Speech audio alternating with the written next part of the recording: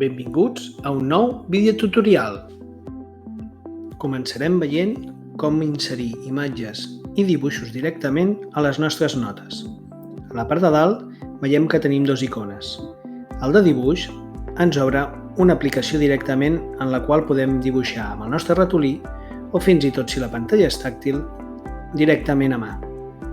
Tenim les eines de canvi de color, de gruix,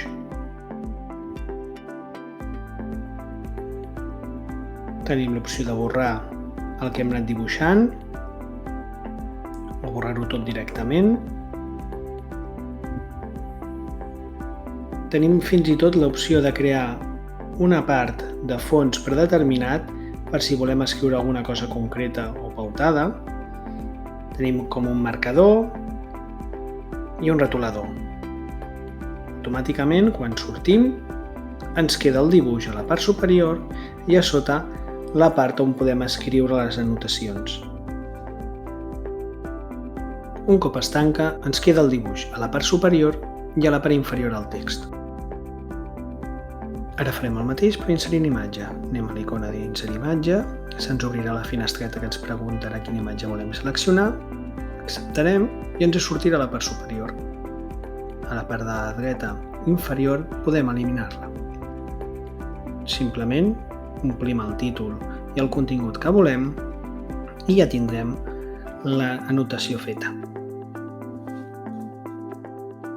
Això mateix ho podem fer d'una altra manera. Omplim primer el títol, el contingut i tenim la icona d'inserir imatge també.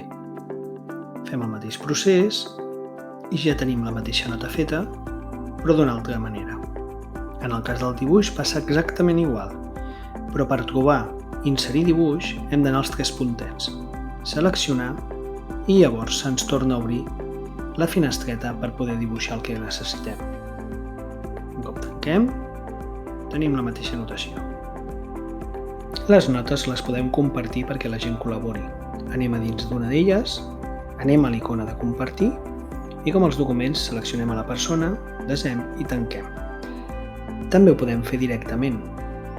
Passem el ratolí a sobre d'una nota, surt l'icona, afegim i desem.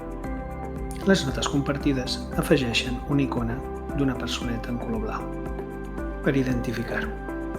Un cop una nota l'hem finalitzat o ja no l'hem d'utilitzar, la podem arxivar en comptes de suprimir.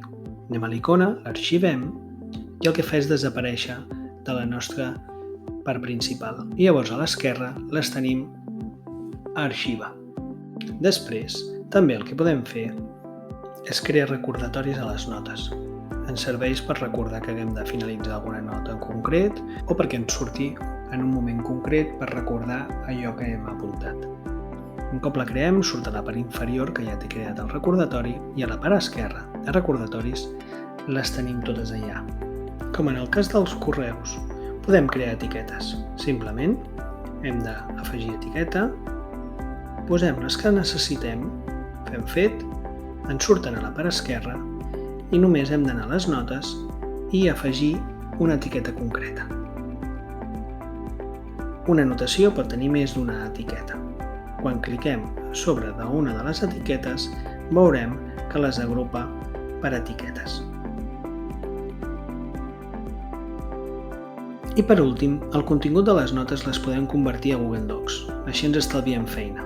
Anem als tres botons, seleccionem i fa la conversió. A la part inferior ens surt Obre el document. Cliquem i tot el contingut que tinguem a la nota ens sortirà en el Google Docs. Així, si hem treballat diverses persones, podem aprofitar la feina feta. Esperem que us hagi agradat. Fins aviat!